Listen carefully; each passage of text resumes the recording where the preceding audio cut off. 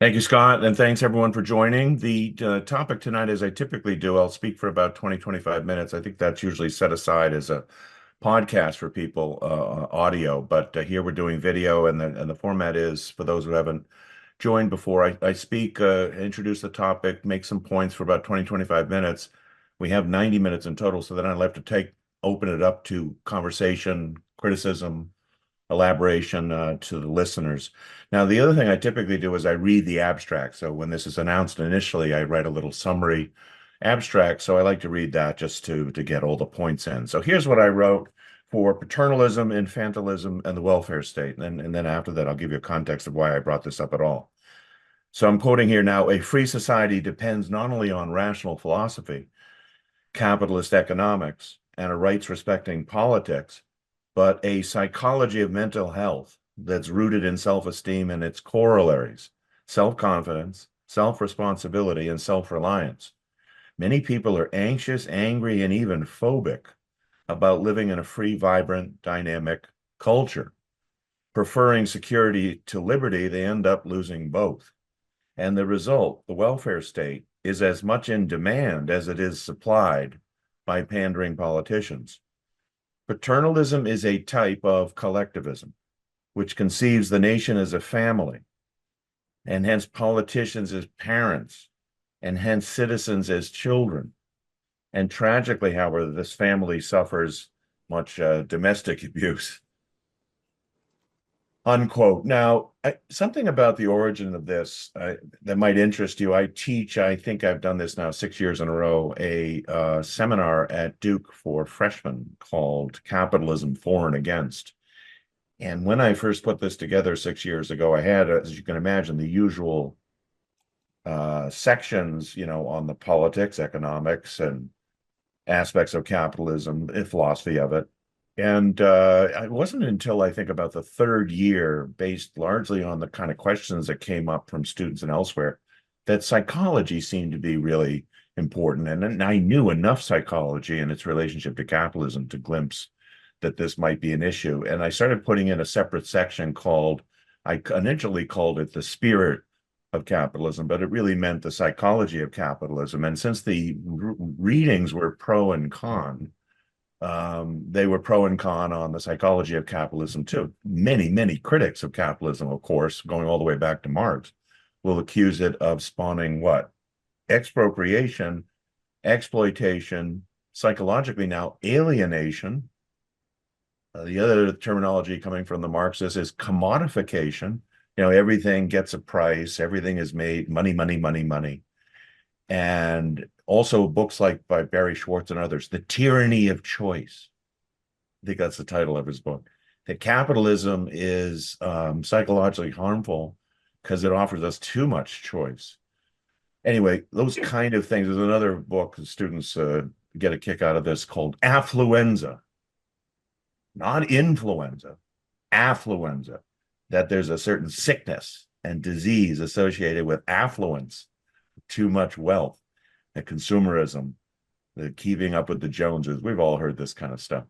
And but then there's arguments for, thankfully, there are arguments for a proper psychology, capitalism promoting and fostering and counting on, as I introduced here, a proper psychology, all notice self-interest based, self-esteem, self-responsibility, self-reliance, self-confidence. Notice that those are all self-oriented character traits. And so it's interesting because in psychology, those are usually the signposts of mental health, not mental illness, mental health. And yet in ethics, anything self-oriented is considered vile. Self-interest, egoism, selfishness, as you know, is conveyed ethically as vices, as bad things. So there's a disconnect there, isn't there? I think that's very interesting. Anyway, that was the origins of me wanting to discuss it here today, because the welfare state is completely out of control. We often talk about the dangers of authoritarianism, especially as liberty lovers, from wherever we are on the spectrum. The growing authoritarianism, the growing autocratic nature of government. But the welfare state is seen as kind of soft and cuddly, and it's a safety, and it's a social safety net. And it's what did someone call it? Was it Bismarck or someone called it the cradle to grave support, universal basic income? All the phrases associated with the welfare state are not seen as demeaning in any way, not seen as vile or vicious in any way. And I contend that they are. They're every bit as bad as the warfare state. The welfare state is as bad as the warfare state. Couple of sections also I want to Pick them some chop them up and they'll cook them. in part that has to be muted, Scott. I think someone's um also in the recent booklet I did for the Atlas Society, I decided to include a short chapter called Capitalism's Psychology. So that's in Pocket Guide to Capitalism, which you can get online or at the TAS website. I just want to cite a couple of sections from that. Quote, some people feel comfortable, enlivened, and even ennobled by living in a free society and a dynamic capitalist system, but others, in contrast, feel anxious or dispirited by this system. They finding it too challenging, too risky, fundamentally unfair. How can a social system elicit such conflicting emotions? Such feelings also affect the system's status because to the extent people vote emotionally and dislike capitalism, they'll vote against it. And again, capitalism here is seen as more than just economics. It's very common among people. If you ask them what capitalism is, they'll just name the economics of it. But here I'm trying to stress there's a psychology of it too. Further on down in this chapter, quote, the psychology, spirit, or ethos of capitalism is one of benevolence and self-confidence, of optimism and happiness, counting on rationality, egoism, and individualism in the context of politically protected liberties. The system also cultivates these features in its commercial, financial, economic realms, but also in its intellectual, cultural, and artistic realms. Of course, some people will be irrational, self-sacrificing, and group obsessed, but they're the exception under capitalism, where a large majority is motivated to live well and serve as exemplars for the weak. Now, another key aspect here in the objectivist philosophy is the concept of free will versus determinism, versus being determined. And in the three main schools of psychology, if you know, there is a cognitive school. Cognitive psychology is the more rational approach, which suggests that our emotions and our mental health is associated with our thinking, with our basic premises, and to the extent to which they conform to reality or not. But you know that prior to the rise of the cognitive school in the 50s and 60s, the dominant ones, which still have a lasting influence, are Freudian and behavioral, or came from Skinner, both of which are deterministic. Freud, we're determined by perverse inner instincts. Skinner, we're determined by our social setting. We're socially constructed by forces beyond our control, buffeting us from without. Well, that definitely relates to capitalism. If you have a deterministic psychology, you're not going to like the capitalist system, which requires you to make choices, which requires you to be independent, which requires you to exercise your free will. For a couple more sections from this chapter, capitalism being the issue of envy, which is an emotion when you think about it, an emotion, an important emotion in the desire for an egalitarian redistribution of wealth. Quote, capitalism being liberal, creative, and prosperous, it necessarily yields unequal results. Necessarily, I say.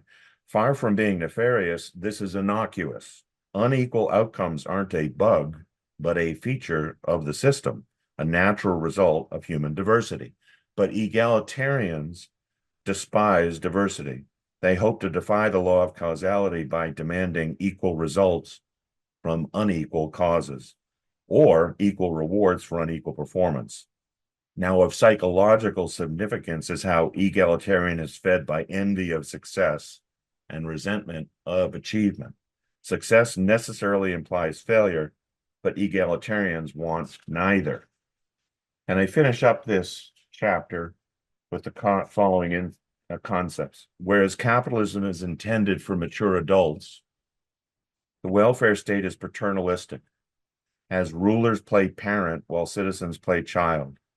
Yet domestic abuse prevails. Human dignity and capacity wither.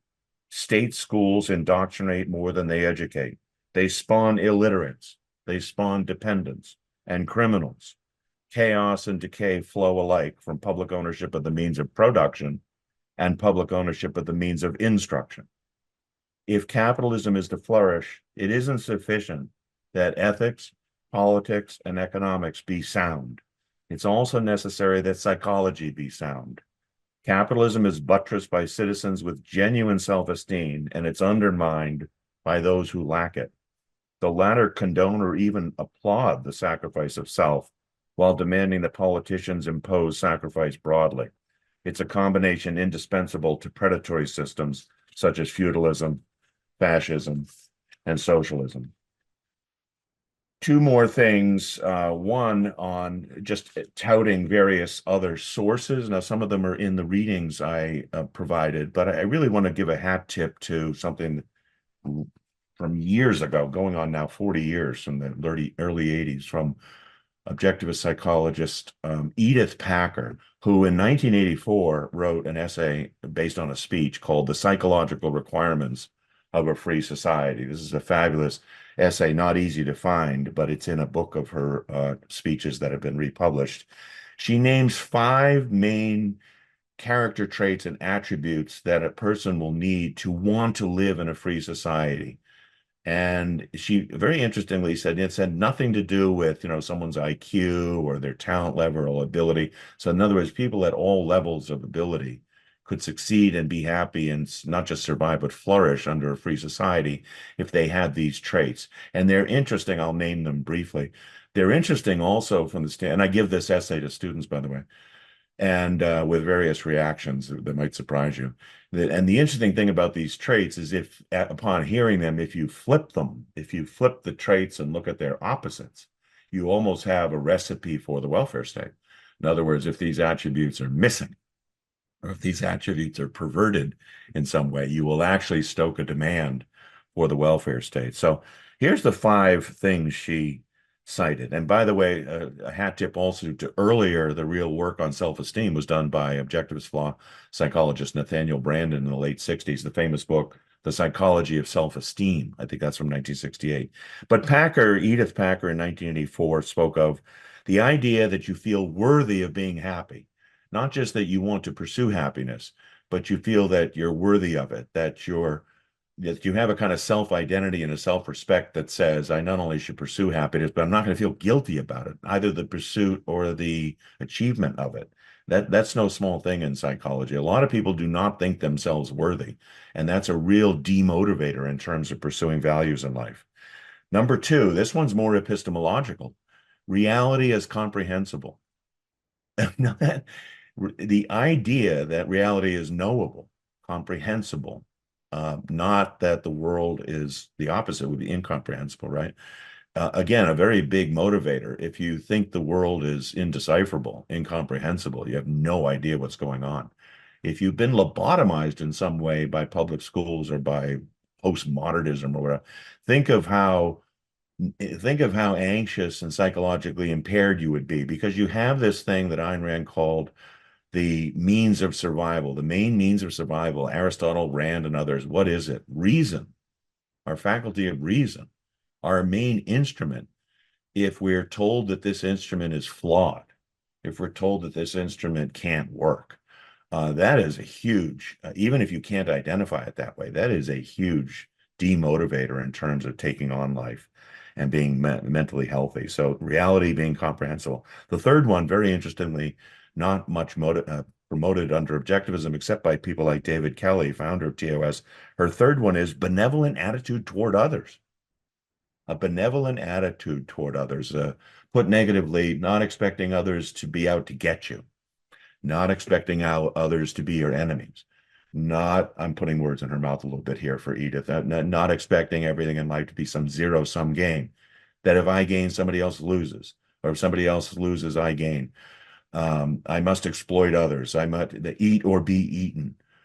No, the benevolent approach would be assume the best in others unless they prove otherwise. Give them what's called the benefit of the doubt, an extended hand, not a fist. That's a really critical one, beneficial attitude toward others. Number 4, and this comes from the terminology in psychology, internal locus of control. I'll repeat that. Internal locus of control. This has to do really with free will. Mental health experts, this isn't unique to Packer, but she does emphasize it here and puts it in. A mental health specialist will say that if you have an internal locus of control, namely, you feel like you have self-efficacy, that you can have control over what you do with your life, the choices you make, that you're not being unrealistic about your goals and things like that, versus the idea of an external locus of control. Which is the idea that it's unimportant what my views are. I'm going to be buffeted by forces beyond my control. So that's back to that issue of being determined versus having free will. Very important to have an internal locus of control. Imagine now here psychologically, you wouldn't be needy upon others, right? You wouldn't be looking toward others. It's not like you're living on a deserted island. It's not like you're a hermit, but the idea of an internal locus of control is really the idea of independence, not being dependent or needy upon others. And the last, which I won't elaborate much on, but acceptance of one's uniqueness. Self-identity is big in Packer, and I upon rereading her recently, I thought, we have this phrase today called identity politics, don't we? And it's interesting because it's not personal, individualized identity, is it? It's group identity. And I have to wonder, I haven't thought about this much, but I wonder sometimes whether the lack of a conception of personal efficacy and personal identity leads people to identify with a group. In other words, they have no internal sense of identity, and yet they feel this need to have some identity. So, so they go the stupid kind of crude route of, well, I'm black and other people are black, or I'm white and other people are white, or I'm this gender or this ethnicity or this nationality, and therefore I get my self-esteem. It's not really self-esteem, is it? I get my efficacy by being in a group. I'm in a gang. I don't know, maybe my gang is bigger than your gang. That kind of thing also contributes to uh, an inclination to be okay with an autocratic and even a welfare state. Lastly, I'll just end with a cute thing. Scott and I were talking offline about this previously, but I came across over the years, I came across a great quote from a president of the United States from 140 years ago. Now, I mean, 140 years ago, it was 1893.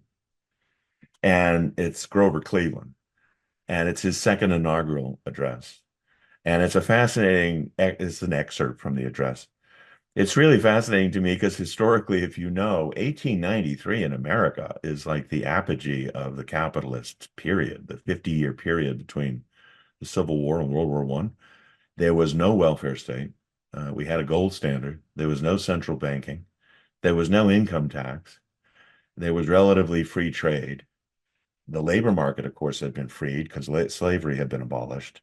There were none of the, alphabet regulatory agencies. You cannot, we still had the rule of law, obviously, in the Constitution. And he was a big fan of the Constitution, following strictly the Constitution. But in that context, when you realize this quote, it becomes all the more remarkable, but also quite representative. Now, here he is actually warning against what he detected to be a growing kind of desire for a paternalism. Here's the quote. There is a danger in the prevalence of a popular disposition to expect from the operation of the government special and direct individual advantages. Your representatives have a duty to expose and destroy the brood of kindred evils, which are the unwholesome progeny of paternalism. This is the bane of Republican institutions, and it's the constant peril of our government by the people. It degrades the plan of the founding fathers, which they established and bequeathed to us as an object of our love and veneration. It perverts the patriotic sentiments of our countrymen and tempts them to pitiful calculation of the sordid gains to be derived from lobbying government for their maintenance. It undermines now he's referring to paternalism, it undermines the self-reliance of our people and substitutes in its place dependence upon governmental favoritism. It stifles the spirit of true Americanism and stupefies every ennobling trait of American citizenship. The lessons of paternalism ought to be unlearned, and the better lesson taught that while the people should patriotically and cheerfully support their government and its function does not include supporting the people. The acceptance of this principle leads to a refusal of subsidies, which burden the labor and thrift of a portion of our citizens to aid ill-advised or languishing enterprises in which they have no concern. It leads also to a challenge of wild and reckless expenditures, which overleaps the bounds of grateful recognition of patriotic service and prostitutes to vicious uses the people's prompt and generous impulse to aid those disabled in their country's defense. He's talking about veterans there, unquote. This is absolutely, as you know, incomprehensible that any president would even come close to saying such a thing today, amidst today's welfare state. Today, every State of the Union address is dedicated to promoting still further extensions of paternalism's further dependence, and therefore further decay of the kind of trade. But notice here's a president, first of all, that would be in a state of the that would be in an inaugural address. That was his second term. It's very philosophical, very connecting the psychology and psychological traits to the function and purpose of government, and even connecting it to fiscal issues like how much spending there is, but connecting it to the rule of law, connecting it to constitutionalism. I wanted to put that in there, one, because it's a positive thing, but also it's a kind of a shocker to look back and think how great America must have been if a Democrat president, he was a Democrat, not a Republican, would say such a thing. It was a wonderful time, and we, of course, lost that. So I'll stop there. I've said what I wanted to say. I think this is to me at least, this is a fascinating issue and one much neglected by many advocates of liberty. So many of them lean toward economics, as if the only reason we don't have capitalism is people aren't familiar with, supply demand curves and price theory. And maybe their second most focused thing is politics. Okay, politics, limited government, constitutionally limited government. Yes, everybody knows those arguments, but I'm beginning to wonder whether those go just right over people's heads and in one ear and out the other, because psychologically, they don't want to hear it.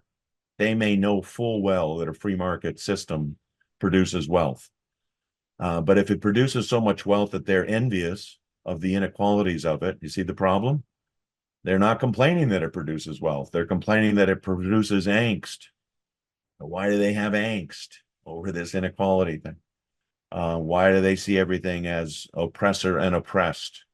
So you can argue all you want about the beauties of political liberty and the wonders of economic prosperity, but we have to include this element of psychology that unless we come up with and promote rational psychology and self-interested, when you think about it, really self-interested psychology, very related to Adam Smith's argument about self-interest, to Ayn Rand's even better argument for self-interest, self-esteem, self-interest, self-responsibility. These are all self-oriented traits that integrate nicely. They're not in conflict, they're not contradictory.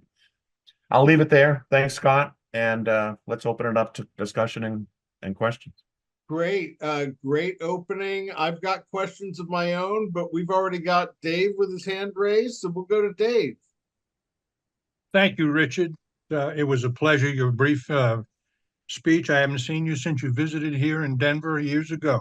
Oh, good to see you again, Dave. I remember. Yeah, if I try to make the case, particularly to my more left-leaning friends, that if the battle between capitalism and all the other isms was about productive efficacy and human well-being, the battle would have been won centuries ago. The battle is actually a moral one. And of course, psychology is deeply enmeshed in the moral issues. As you understand, I'm not religious. I'm an atheist. But I point out to my religious friends that we share a fundamental tenet in which we are in complete agreement, and that is moral agency. We have the responsibility to exercise our reasoned faculty and choose those values that we believe are the right and correct ones. Now, of course, morality differs vastly after that initial agreement, but I've often thought that responsibility should lead the issue of rights and not rights leading responsibility. Because once you do that, once you accept the idea that you are responsible for your life, the right to exercise that responsibility flows therefrom. And I've made a lot of headway with my religious friends with that tenet. Anyway, yes, let me ask you a question and stop running my mouth. There's plenty of other people here who can run theirs better than me, I'm sure. In the coming election, this issue that you point out will be as far removed from the issues as you might imagine. Huh. And the result of the election, if it comes off, will be half the country will be rejoicing that the end is near, or lamenting that the end is near, and the other half will be cheering on the end of what has existed. What are your thoughts on the outcome of this coming display of cultural wisdom? Well, let me take your last one first, and then your first point I think is very interesting. I'll address second, because I want to ask you about the difference between speaking to left-wing versus, say, religious friends. Now, the election, it's interesting to me. Right after Trump won in 2016, I was addressing students I taught the very next day, and there was much angst and hand-wringing. And well, this is going on all over the place on campuses, right? And I think they had the safe rooms and puppy dogs and blankets to assuage the fears of those who saw Donald Trump as the coming of Mussolini. And the funny thing is, I said to them, you don't remember that 4 years ago, or whatever it was, 8 years ago, when Obama won, the other half of the country was equally nervous and worried. And I said, there's something wrong with a political system that no matter who gets elected, half the country is scared. We might want to prefer a political system where neither party, neither leader, poses a threat, whether real or imagined. But the point, to what? To freedom of choice. What? In abortion? Okay, that's one side. Freedom of choice in whatever, whether to mask up or not. Okay, that's the other side. Freedom of choice in business. And so the issue is a growing illiberalism, a growing authoritarianism.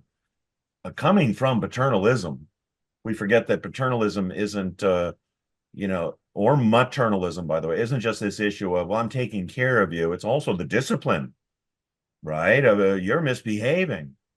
You need to be punished.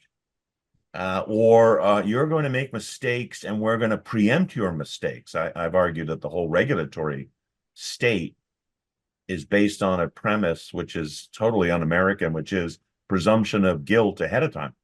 The civil court system says, wait till a tort has been committed before there's restitution. But the regulatory state says, no, I assume you're going to do harm and do bad, so I'm going to pass a regulation telling you how to behave. That alone is very paternalistic. So if your point is about the kind of psychological reaction, Dave, is that what you're talking about to election results? Yeah. If that's what you're noticing, I do notice it on both sides. I don't know if you do as well. And of course, then the other thing is people stoking fears. The other thing I'm noticing is you notice how you increasingly see, this is a psychological issue, is that see reference to phobias.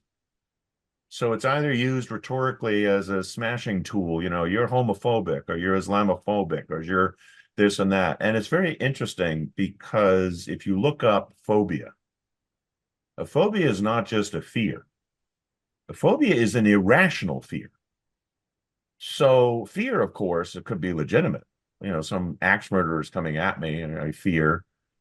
or a lightning bolt is coming, I fear. But a phobia is a kind of a fabricated, manufactured, crazy fear, maybe due to conspiracy theories. And so that is a very common thing today, that you can either be accused of that or you can actually feel it.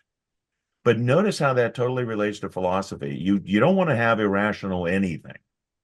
You want everything to be reality based. So the proliferation of phobias, and I believe that was true, by the way, during COVID, among Fauci and others, the ones who feared irrationally the spread of a virus that led to, the mass shutdown of civil and other liberties, based on a phobia, based on what was the favorite phrase all the time? An abundance of caution. Okay, well, we should be cautious. We shouldn't be reckless, but an abundance? Why? Everyone equally risk profiled. There's something else they called, if you look it up, very 2 weeks common, to flatten very the curve. flatten the curve, right? The other one was the precautionary principle. Look it up.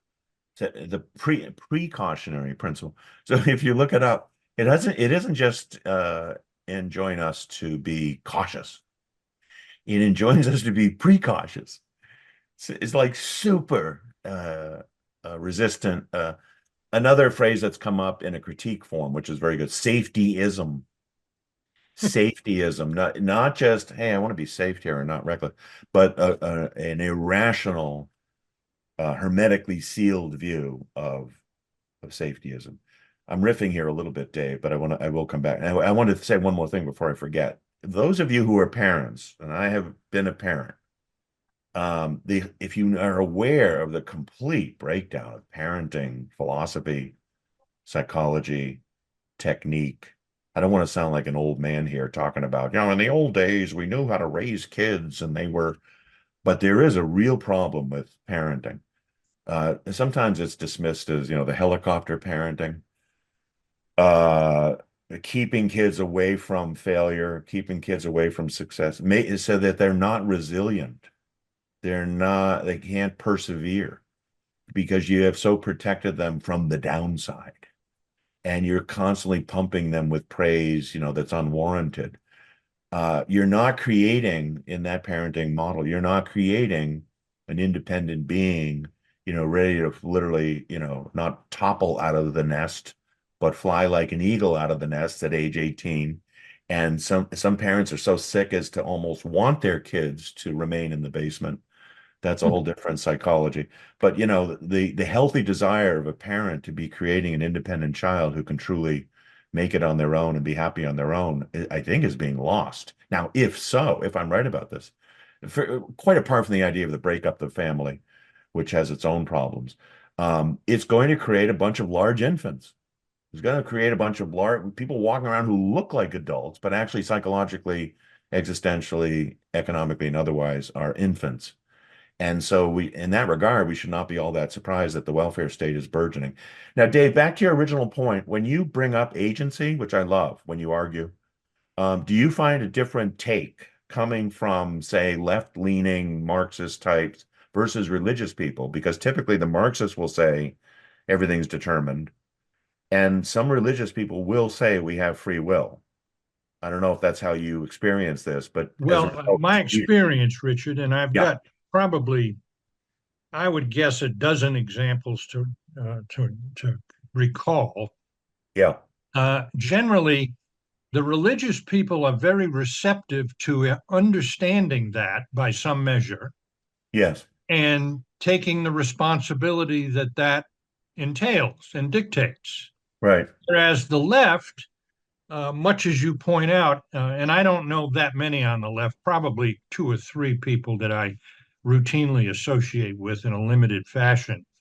I would say that those people probably unite around the idea that they do not have free choice, that they're products of their environment and their genetic makeup.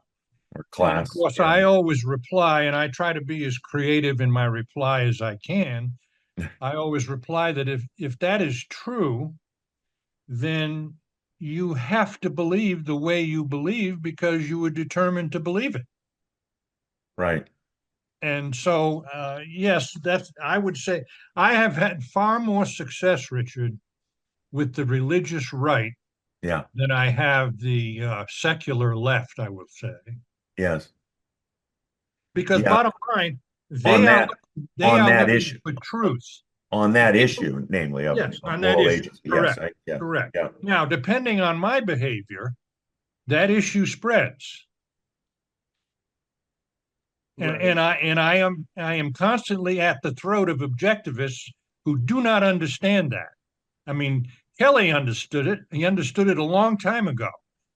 And generally speaking, TAS, that I applaud that. I no longer contribute to ARI simply because I have found the objectivist presence at ARI exhibits some of the attributes that I never thought I'd see Yeah.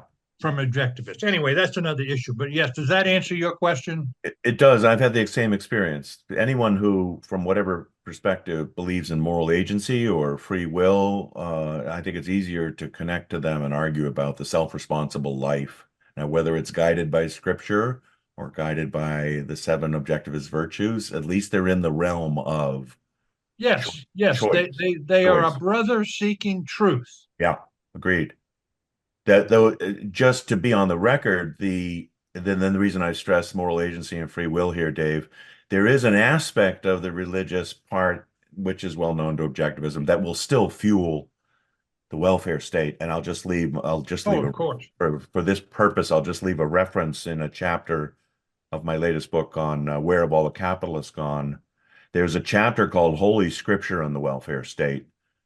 And Holy Scripture and Holy Scripture and the welfare state, as you can imagine, is me chapter and verse quoting from the Bible, whether love of money is the root of all evil, or surrender all your wealth to the poor, or the meek shall inherit the earth.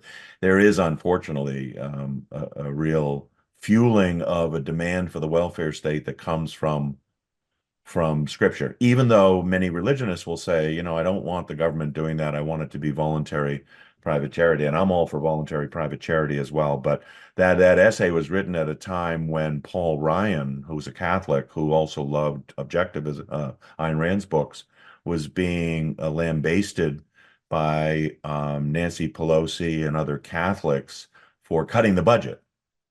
And and they said, Ryan, you're being unchristian by cutting the budget. And it undermined him. It undermines any argument from conservatives that the welfare state should be reined in. The argument will be, well, the Bible and scripture mandates it. So that's just another angle, since we are on the welfare state and all this issue of the psychology of it. But no, I like your points, Dave. That's very helpful. You mentioned David Kelly, so I think I should just mention there are three things he wrote which are very good on this topic tonight.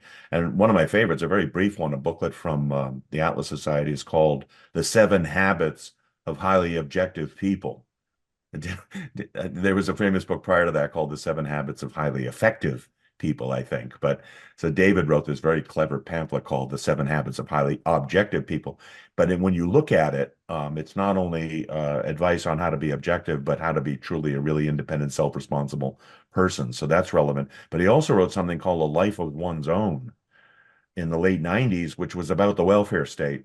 And that one has some very interesting, and that was at a time when it looked like the welfare state would be shrunk. I mean, Bill Clinton was saying, we need to end welfare as we know it.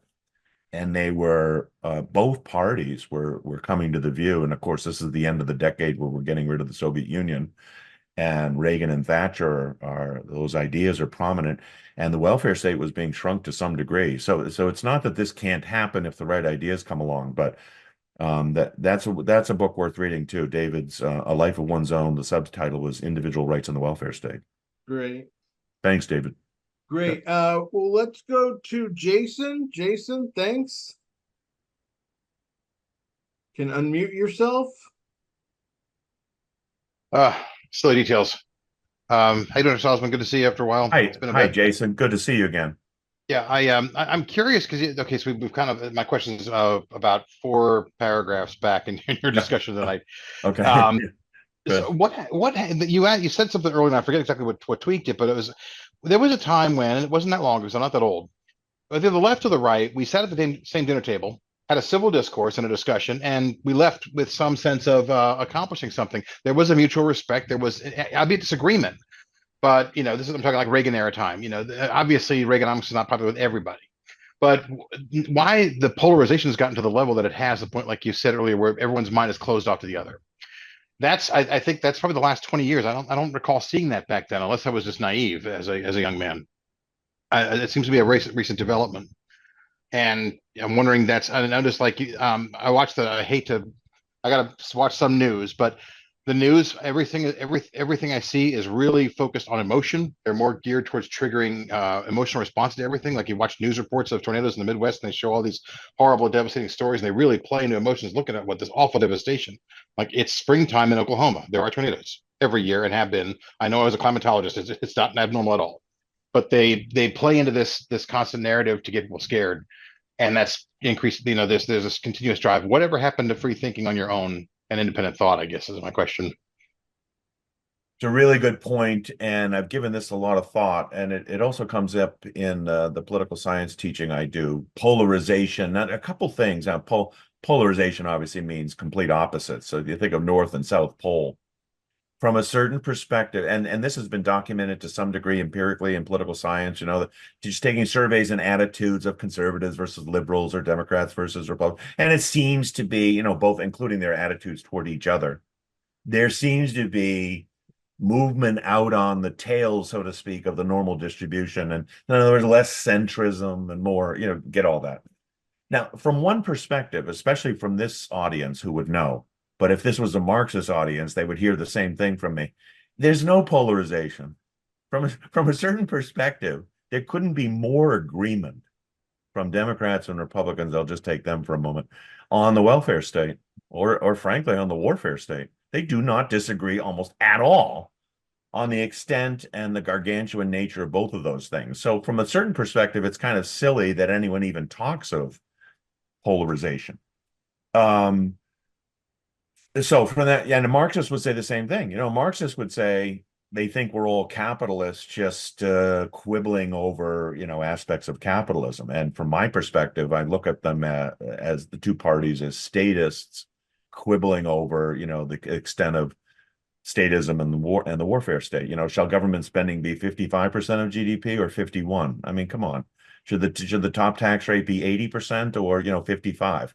It's so horrendous what they're doing that those are minor differences. To a libertarian objectivist and to a Marxist, those will be seen as nothing, as inconsequential, not a dime's worth of difference between the two, as they used to say. Now, the point you make, Jason, I think is a really good one about emotions. I think what we're seeing is if reason is out and reason is distrusted, and you can make up anything, and that's what the postmodernist approach is, right? That anything goes, then emotions are going to be elevated. And so there's a lot of emotionalism and emotivism, in other words, appealing to emotions. And another thing you notice, which is very old-fashioned, is fallacies all over the place. It's almost as if not only is logic not taught anymore, but the counterpart to, sound logic and sound logical reasoning is the fallacies. And Aristotle identified like 27 different fallacies, including appeal to emotion, appeal to popular, appeal to authority, ad hominem. These are all Latin terms. People don't even know what they mean anymore. So people aren't really equipped with philosophically detecting that kind of thing either. That lowers the debate to the crudity. I think there's another very odd phenomenon of, I'm going to sound elitist about this. Everyone thinks they're an expert. I don't know what to make. I'm not quite sure what to make of this, and I'm not saying only experts should be consulted, but if you've noticed, whether this is due to podcasting or I don't really know, but there's a view that's been instilled in a heavily democratic, and with a small d, society, that the popular will is everything, and the populace must know more than the experts. And I think this comes from both right and left. There's populism on the left, which is anti-big business. And then there's populism on the right, which is like anti-establishment, anti-big government. And so that kind of thing also, I think, lowers the debate level to the point of, hey, I have my opinion. I don't need facts. I actually do like the phrase that came up. It's not always followed strictly. But if you remember during COVID, there were certain people who would say, follow the science. And I have an essay in my book called, Yes, Follow the Science in Every Field. And so I went through not only epidemiology, but psychology and economics and politics, showing that during the COVID debacle, every scientific principle was thrown out the window. So it's not that we should be rejecting the idea of going by facts and fact checking. I like the idea of fact checkers if they're objective, fact checking and going by the science. And where's your evidence for this? That's our game. That's our strength. We should be promoting that kind of thing. But yeah, I don't know if that answers your question, Jason, but you and I are seeing the same thing, and it's disturbing because we are old enough, I think, to remember that even when there were political differences, the level of debate seemed to be more civil, less crude, more erudite. But we're going to sound like old men, aren't we? Get off my lawn, and these young whippersnappers don't know what they're talking about. I never thought I would actually have to agree with that because yeah, I feel like some old geezer because I'm like, but this wasn't that long ago. We're talking literally 20 years, what, one generation? Yeah. That's Yeah. not that. I mean, so I mean, Yeah. you probably have kids that age, I guess. Yeah. So it's just shocking that I was proud to see my alma mater, rip Nancy Pelosi apart for trying and basically calling her out to be what she was. She was the real threat to democracy. I don't know if you saw she was in front of the student union at Oxford Yeah. last month. Yeah. Yeah, and I was like, thank God, so somebody didn't lose it yet. But the Oxford, it told me when I was applying for admission a couple of years back, they were one of the last holdouts for that and not been trying to cave into consumerism, but they're heading in that direction, sadly. But neither here nor there. Now, what do you think, Jason? Have you heard this argument? I've been resisting it, but I'm not very effectively. Have you heard this argument that from Jonathan Haidt, who's a New York University social psychologist, who's written about coddling of the American mind and I coddling? recall the book, yeah. They're really good stuff, actually. But he has this view that the introduction of the iPhone and actually going further back, the internet has reduced attention spans and has increased anxiety levels among the young. And it is easy to find evidence of growing anxiety and I would suicide rates and depression rates among the I'm reluctant to, like, as a Luddite, start beating up on technology for doing this. But have you heard this? Do you think there's anything to it? I have, and I would say absolutely it has. Or at least it's done it to me. I grew up. I was a computer nerd. We had a computer at home. If you've ever seen the movie War Games, the TRS-80, that's what I had. That's what I grew up with. Yeah. So, and I dialed up at 300 baud rate to connect to what was then CompuServe, and that's in the 80s before Al Gore invented the internet. We were on it. And I mean, I could type faster than that now. But the rate at which I would say that it's that instant access to information. And I'm dealing it now with this great tsunami where you get these young kids out of college that are engineers and have an engineering degree, but they can't. The Fortran era engineers and the Apollo era engineers are retiring in mass in droves. And these young ones that come in are going onto their smartphone to look up stuff that they actually, sadly, they're going to be completely dependent on AI to do the things that they don't understand because it was there before them. Yeah. And I would have to say that's a lot of stuff happening behind the scenes that you don't know, comprehend, or understand. Of course, that makes anxiety. I mean, I grew up with a dictionary, the one that you held in your hand, and I looked up stuff. Now, I even now going through things. Okay, well, and actually, it's funny. While you were talking, I never heard the word or the definition of the word egalitarianism. And I've got a Funkin' Wagnos that was my father's in college, and I've also got my Oxford English Dictionary, 2 volume set. Egalitarianism is not in there. Yeah. So, yeah, I thought that was kind of interesting. It's like, okay, well, but that's because I wanted a solid definition that I would trust, and one that's 40 years old I would believe more so than when I Google and find on Wikipedia. But that yeah, the rate at which, just as you were lecturing earlier, I can see why I do have a fear of missing out on some key bit of information and not being able to keep up with it fast enough. Thank God I can write in cursive, and I know how to read my own cursive too, which is something that's another lost art. Yeah. But then I can go back and look it up later. But yeah, I have to agree with him absolutely, because I mean, what's more scary, they think of like Washington, Jefferson, Adams, Franklin. If you ask a 20-year-old kid, well, they weren't as smart as we are, and I'm like, I beg to differ. They were way smarter than you are. So Ben Franklin had to go all the way to Philadelphia or to Paris to the library.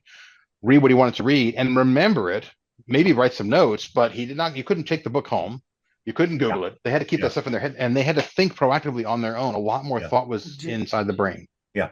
I do I've often wanna, thought of I've often thought of technology, whether it's fire or the wheel or television or the internet, an enormous opportunity to access information. Everybody has a library at their fingertips now. It's amazing. So it's an issue of how they use the technology. The fact that they're using it to watch 13-second TikTok videos is their choice. But they could also spend they could also spend 15 minutes looking up and easily finding cheaply an online book or an online source and learning things. So, there's something else there's something else other than impugning technology, I don't think is the solution. Scott, did you want to go to others? yes, thank you. Michael, thank you for your patience. If you can unmute. Yeah, sure thing. Hey, Michael, I'm glad you could join. Yeah, thanks for the invitation, Dr. Yeah, Salsman. I'm just gonna good to put see my you. hand down. Um, yeah, so I'm uh I'm pretty curious about kind of the fundamental psychological cause or source of these different emotional problems that are repeating and recycling. So, you were talking about you've got all the folks that get fear or anxiety, regardless of which political party gets the chief executive office. And and then I was thinking also about how, you had the recent pandemic, or you have many instances in history um, of uh, so what I wanted to tie kind of that the paternalism to is you go I was just speaking with this guy from Thales College, and he's helping put together like this. He's trying to talk to these other professors about what should be in the Western canon. Like, if you have students and all you know about them is that they've read the Western canon, what should be in it? And he Yeah. said everybody always agrees you should have Dante's Inferno. And what do you have from Dante's Inferno? You've got at the very Yeah. bottom is pride. And so I'm Yeah. wondering, well, you have this anxiety and you have this paternalism. Is the fundamental cause of these pride? And because you look, because it doesn't seem to matter when a party, when there's some kind of suboptimal reaction from government, whether it's a conservative being over regulatory, um in whatever realm you want to pick the conservatives are over regulatory in. I know, you got uh business transactions that they're overregulating, or you've got all the Democrats coming in the pandemic and they're saying, um, we know so much about the human body that we can tell you that this medicine is definitely good and this medicine is so bad we have to censor it out of society. And it's like, okay, this just seems like you're both ignorant of Hayek's knowledge problem. You don't know, like, Yeah. you're unaware of what you don't know. Yeah. Like, you're just so prideful that you know all these things. And it's like a Dunning-Kruger effect on steroids or something. Yeah. Yeah. So For I'm the- curious about that. And then in addition, just real quick, I wanted to slip in that with the angst that you were talking about, Yeah. and the paternalism. So I know, like, India, Modi puts his face on everything. Like, he is the father of that country. And Yeah. what's been happening is he keeps getting more aggressive towards the Hindus. And so I'm like wondering, like, is there like just a natural demand for anxiety that needs to be supplied? And it's like, it's either going to be hating minorities, or it's going to be just naturally hating your competitor party or whatever it is. And so it's like, have you seen a paternalism have you seen a society implement paternalism well? And and then more importantly, have you seen a society that allows for that drastic inequality from, like, radical liberalism, and then the angst doesn't emerge from that inequality of outcome? That, along with, the pride and everything I Yeah. went into over there. Yeah. Well, there's a lot there, a lot of good material there, Michael. I love it. I've been jotting down notes here. My first thought is, it's very interesting to me that the first governance we know uh, is of the family. I mean, you could argue that it's also the first collective that we know. And if in the free society that individualism is important and collectivism is dangerous, it's not that we don't do things collectively. The dangers of collectivism with any ism, it's the idea of sacrificing the individual to the group. We don't want that. That's not the free society. But it is interesting that all of us know what a family is because we were all born into it. Now, there are dysfunctional and functional families. I've indicated earlier that the better families and parents produce independent children who become, self-confident, self-responsible adults. But that alone is kind of interesting because pater means father. So paternalism is fatherism. And when it's transferred to the political realm, it's in a way, it's understandable why people would say, well, the only kind of governance I know is mommy and daddy telling me what to do. And so now the president's telling me what to do, or Anthony Fauci's telling me what to do. And then, of course, there's always this issue of experts, or you're going to rely on the doctor or the car mechanic because you don't know. So that you still want to make independent judgments about the qualifying capabilities of those advising. So that's always an issue too, especially in a more complex, more advanced civilization. You're going to have more and more experts. So I set that aside, but I think it is interesting. And also when you go to the early forms of governance, monarchy, whether it's a queen or a king who has subjects, without parliamentary check, when you think about it, that is a personification of the paternalistic model as well. Right? So the fact that the Enlightenment questioned the idea of monarchs and of any kind and substituted itself was a mature, enlightened, pro-reason approach that gave us representative government. Now I think we've lost this for various reasons. We're unenlightened now, so the welfare state reflects a return to paternalism and maternalism. But I just wanted to throw those in there because I think they're part of what you're talking about. But I also picked up on something. Now, pride. I have heard this argument before. It's interesting that in Ayn Rand's philosophy, pride is one of the seven virtues. It's not a vice. And in the seven deadly sins of Christianity, it's one of the deadly sins. So that alone is very interesting that pride in one set of philosophy is considered a deadly sin and vice, and in Ayn's a virtue. I won't elaborate on that much, but the counterpart to pride is humility, and humility is considered a virtue in Christianity, right? Ayn Rand's view kind of was this will sound very quick, but unless we're proud, and rightfully so, of our own achievements, we're not going to have the kind of self-esteem that says, listen, I have rights and I have a right to be free. It kind of gives you and ennobles and emboldens you to defend yourself. And you're less likely to be a servant, a serf, whereas the humility part will make you more serf-like. So I know what you're saying, Michael, about, well, isn't it pride? The argument used here is usually that autocracy and authoritarianism comes from the pride of leaders who are, and here pride is described as they think they know it all. They're what Hayek called the fatal conceit. His last book, The Fatal Conceit, The Errors of Socialism was the subtitle. And what did Hayek mean by the fatal conceit? I think he made a major mistake here. He thought illiberalism came from leaders who had a fatal conceit and belief in the power of reason. Now, from my philosophy, the better, more liberal governments over the world, over the ages, have occurred where we've had more reason, the voice of reason, not the voice of the divine, not the divine right of kings, not even the voice of the people, because the people can be stupid and vicious, but the Enlightenment for 100 years was the voice of reason. So to me, reasoned, rational, reasoned government is the kind of government that would give us liberality.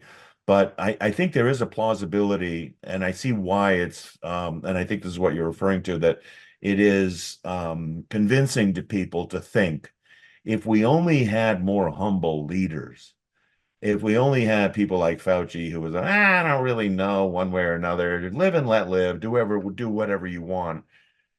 What it looks like is they're imposing themselves on us because they're so sure of themselves.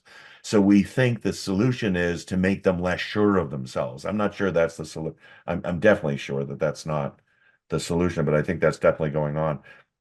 The Dunning-Kruger effect, as I'm glad you brought that up. Isn't that the view that you know just enough that you have overconfidence in what you know? And isn't it something like that, Michael? Correct me if I'm wrong. It is a Yeah, psychological. no, that's It's a psychological yeah, thing, isn't it? that's exactly what it is. Yeah. Um, so now the other thing is this might interest you as well. Narcissism. We had a session on this in a couple months back, and narcissism, often associated with pride, to me is kind of like a fake sense of self-confidence. So that people are so self-absorbed and so into themselves and oblivious to others, and those can be very dangerous people. But that is often associated with self-interest, which I think is unfair, because rational self-interest does not necessitate and require or justify narcissism. So that's another thing that comes up a lot of times too. You mentioned also, you didn't use the word, but I think you were referring to something amounting to scapegoating. That is very common where someone is trying to deflect guilt or criticism by scapegoating. I mean, Hitler did this with the Jews. I think in our system, it's done with big business, big business. What was it? When inflation was high, Biden said it's due to big meat. I didn't even know. I didn't even know there was a big meat conglomerate or monopoly. The trust busting thing that in our system, the scapegoating seems to be, well, now increasingly white old men like me, we're responsible for all the ills of America.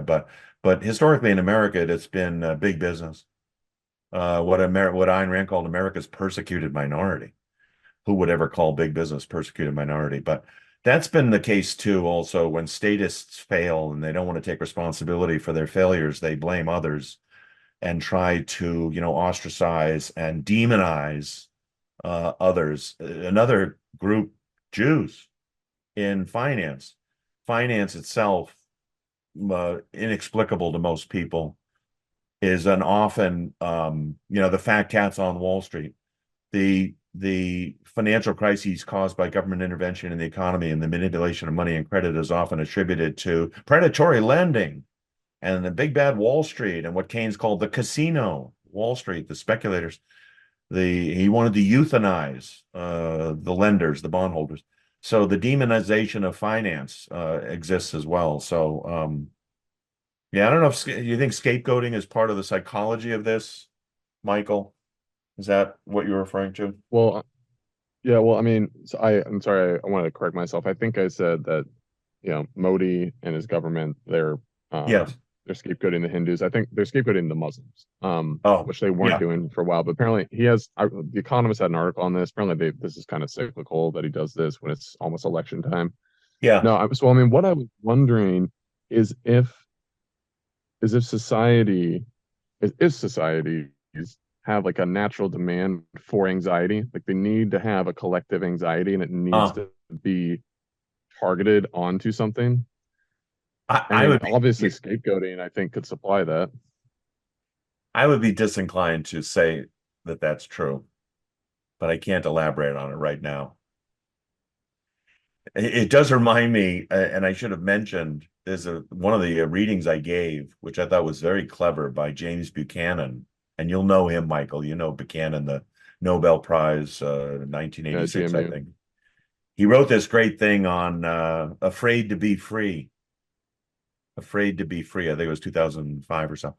And he talks about paternalism in the way that we would today, but he called it like a top-down, supplied by, pandering politician. He hated it, of course, so for the free society. But he also introduced a term, which I think is very clever, called parentalism. Now, whether that's the right word or not, he was looking for a word other than paternalism that sounded like paternalism, but parentalism, he defined as, and this is close to what you're talking about, Michael, as the demand for the welfare state.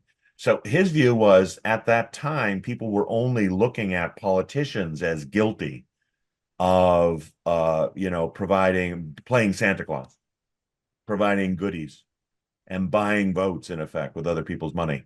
But he said, we're forgetting that there's a demand for this stuff too, that politicians would not be doing that unless there was a demand for it. So they're just, quote, meeting the demand. So that gets them off the hook a little bit, but it does open up the idea of why are people demanding it? And so that now he didn't go deeply into the psychology of it, but afraid to be free, afraid means fear. And Eric Fromm had talked about this, not a really great psychologist, but Eric Fromm, I think 1930s or so, was writing about fear of freedom. And his view was it was a justified fear, therefore we should have the welfare state. But it conjures up the same problem, the same issue, namely, if you have such a fear, there's going to be a demand side by voters and others to lobby for this. And by the way, it isn't just, say poor people or those who are worried about falling under the social safety net, business people fearing competition, small business people fearing big bad business, running to the Justice Department to trust bust a rival. That happens all the time. So that they're equally, you find in this today's culture, businessmen resentful for failing and trying to blame it on others and trying to sick the government on their better rivals. That happens as well. Well, yeah, I have a group. So we've been reading through Plato's works, and so I just read the Gorgias the other day, and in it, it's where he describes how he basically just demonstrates that courage fundamentally is to have the wisdom of what one ought to fear. And so, I mean, That's good. it just seems really evident that any of these issues where it's like somebody is, in particular, running to the government for paternalism, it's out of ignorance. It's always out of ignorance. And I did actually, I wanted to tangent a bit onto and I thought that it crossed my mind with, when you have like a parent, because you had mentioned like risk profiles, I think of like a parent, and fundamentally what they're doing is they are exerting a risk profile onto the child. Yeah. Regardless of whatever the child's risk profile would naturally be.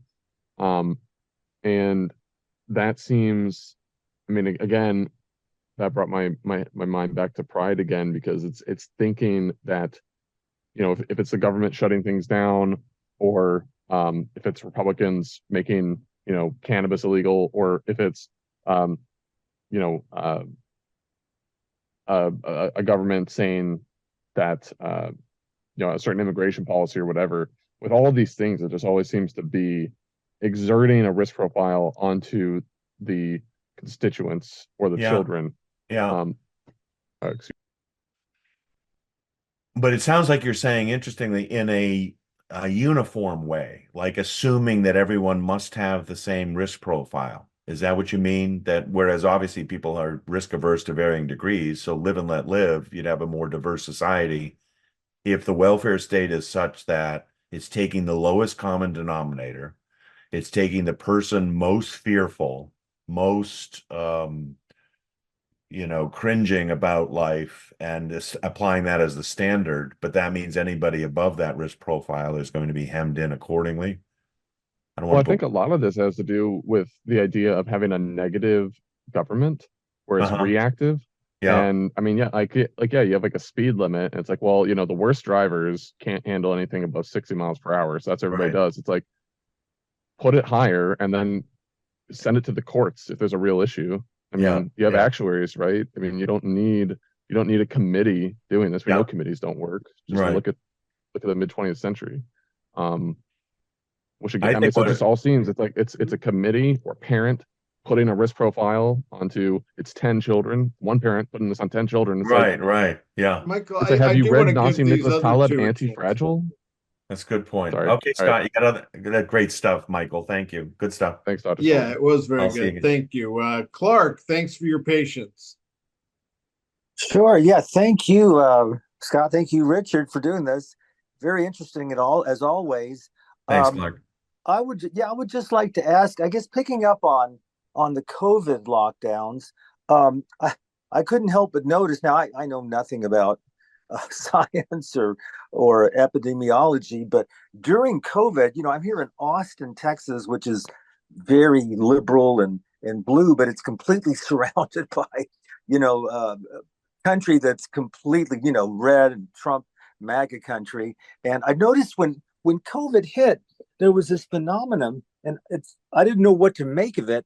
It's like at first, if somebody seemed liberal, you know, they would wear a mask during COVID, and then the conservatives, who you know are rightly skeptical of big government, it's almost as if they didn't want to invoke reason. It was like, well, these are just liberals telling us this.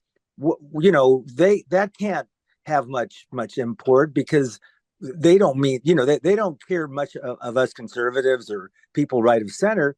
And it's almost like there's kind of an anti-intellectualism, anti-reason. It's like, well, you know, Trump will save us. He's our guy.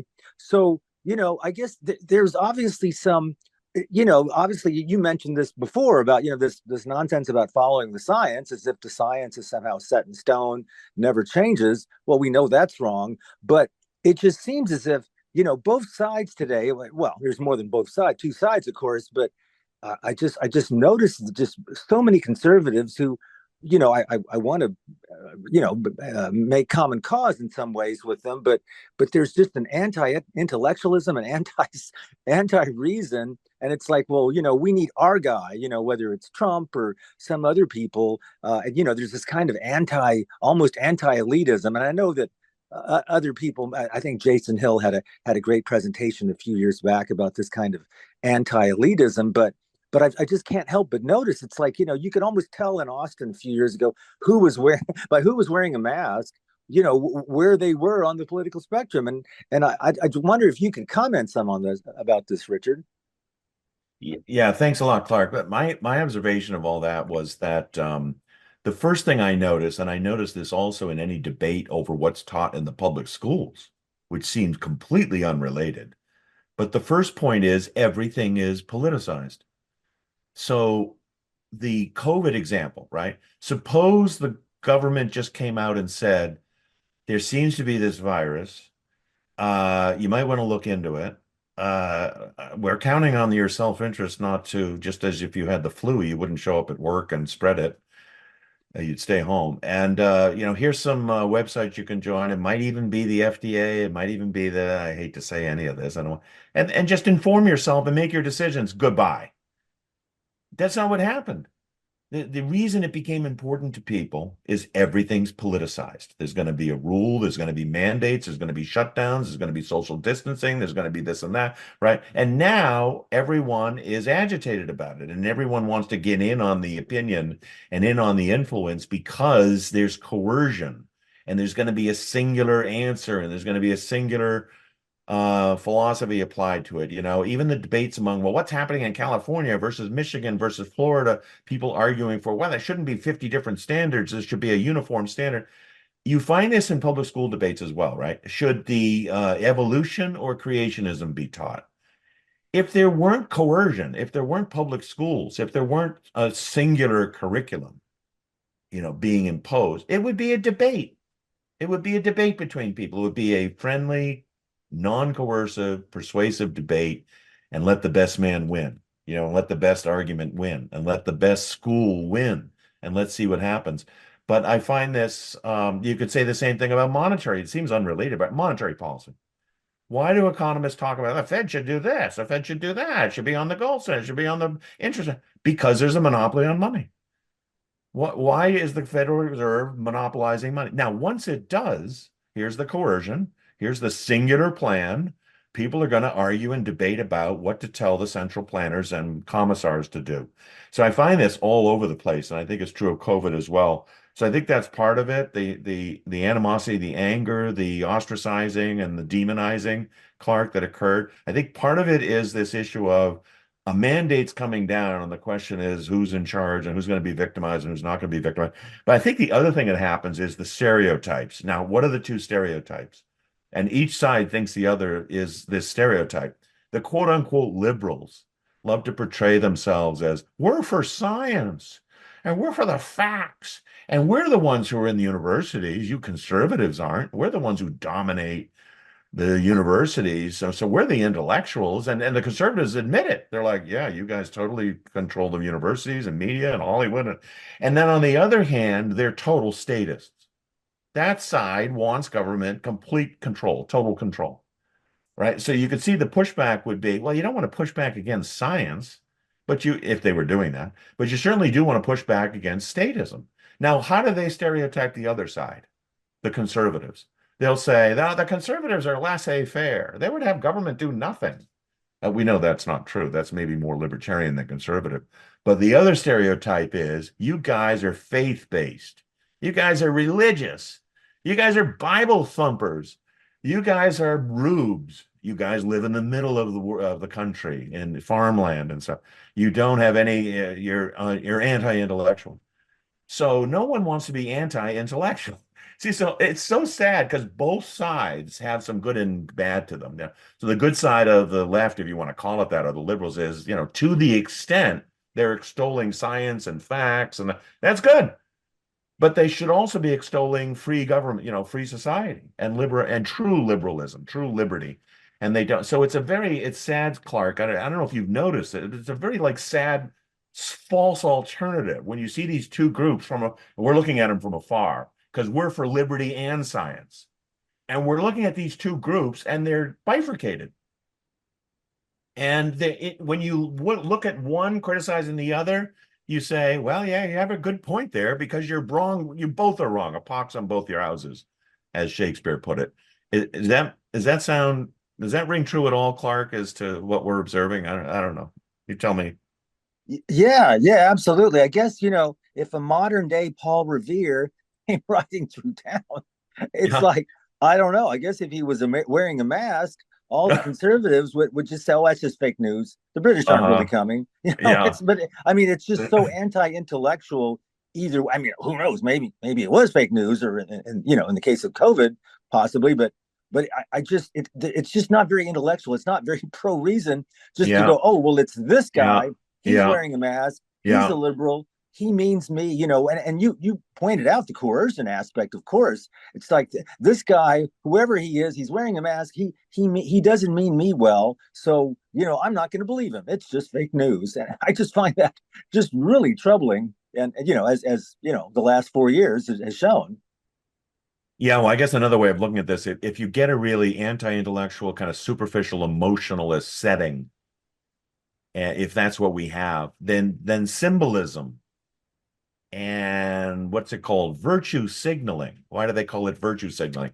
Because the person doesn't really mean it. They're just blathering on about how they're the humanitarians and they care about the poor and they care about this or that. But there's notice the idea signaling. I'm just trying to convey an image to other people. It's not real. It's just an image. It's a signaling. Same thing with the mask. And I don't really believe this mask shit, but I'm gonna wear the mask because that makes me, look as caring toward others. Of course, if you're Antifa and you wear a mask, you're the signal you're sending is get out of my way, I'm going to cut your throat. So there are various signals here. The masking means different things. But I think a lot of it is, okay, if we're not going to deal with the substance of things, then we'll do the superficial symbolism of it. The bumper sticker approach. What do I see versus what am I hearing and arguing? Maybe that's what's happening as well. Great. Thanks for that. I think we should have time to go to Peter. Thanks for your patience. You'll have to unmute. Hello, everybody. Hi, I was going to give Peter a quick chance. He had his hand up, but maybe we can still get to you, Nancy. Can you hear me? I can, Peter. Yes, thanks. Oh, hi, Richard. Hi, everyone. Peter. Hi. Yeah, thank you. This is a very interesting topic and I think an important one. And I love the Packer. I'm going to go reread Edith Packer and the Grover Cleveland. Also, what a magnificent address. So you've prompted me to read that as well. I'd like to propose an amendment to the second point that Packer had. Okay.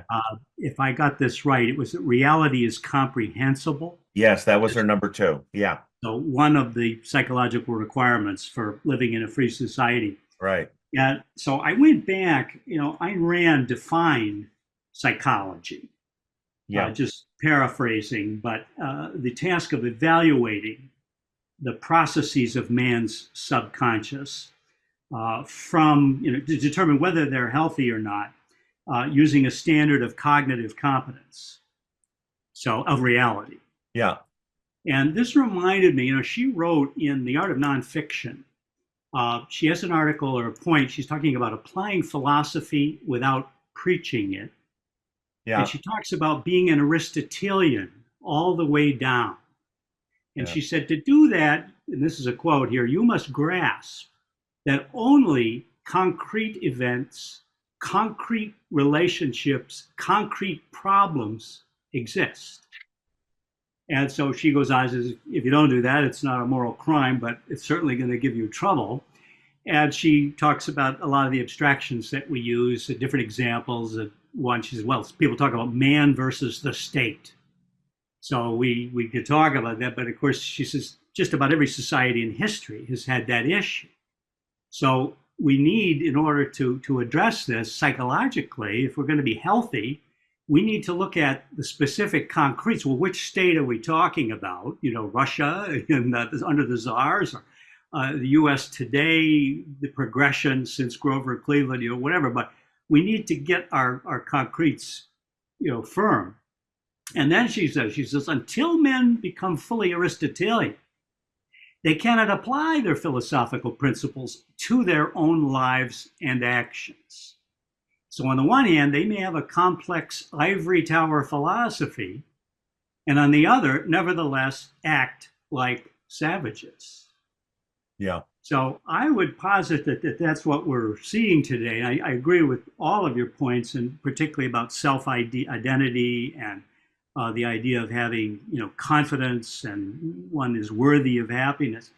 But I think that the root aspect of cognition, it's not just saying that reality is comprehensible, but really that reality is concrete. It's what I can observe. Yeah. It starts there. And so I need to be an Aristotelian all the way down. So maybe I'm picking at straws, and it's been a long time since I read her article, but I think we're talking more about a stance toward reality than just saying I can know it. Yeah. Well, in this same essay, I'll just elaborate briefly on her point there about comprehending. She says, attitude toward reality. A person has to be convinced that reality is comprehensible, that his mind can understand it, that life is not something to be feared and avoided, but rather something to be explored, understood, conquered. This is a, quote, sense of life attitude, one which views the world as a place for adventure. So, unquote. So back to Michael's earlier point about, the idea of risk aversion versus risk taking, adventuresome, optimism, call it that. Peter, you and I know how important this is to entrepreneurialism. The business person who literally as an adventurer, adventures out into the world is, not going to be a dependent on the state, not going to be looking for handouts or trust busting, but and will persevere and will be resilient enough to take failure, right, and pick himself up and start a new business. Later on, she says, elaborating on this, selecting values is that your choice to be based on a realistic assessment of yourself and your abilities. So sometimes people are, they're not tied to reality in the sense of, hey, I think I'm going to play for the Chicago Bulls. I'm really optimistic. Okay, you're optimistic, but you're not realistic. That doesn't work either. So no, that's a good point, Peter. Thank you for that. And Aristotle, she cited as well. She's an Aristotelian, was famous for saying, we're not here just to survive, but to thrive, to flourish, eudaimonia, capturing that idea of flourishing, not just happiness, not just the pursuit of happiness. And so that much more grand view and that grand vision of what human life should be is totally Aristotelian, totally Ayn Rand. So thanks for that, Peter. Yeah. Thank you. Dave, I know you've got your hand up. Nancy, did you want to say something? Were you trying to get in here before? Do you want to No, that was just a mistake on my part. I'm sorry. But Okay. as long as I have the floor, I just want to thank you and Richard and the Atlas Society for sponsoring programs like this. I don't have a comment, but I enjoy listening to hear people discuss ideas. Glad to hear it. Thank you all. We You're will very welcome. try, Thank you. Thank you very much. we will try to squeeze Dave in with one more. Yeah, Richard, before I go on, give my regards to Jennifer and Anna, please, when you get back.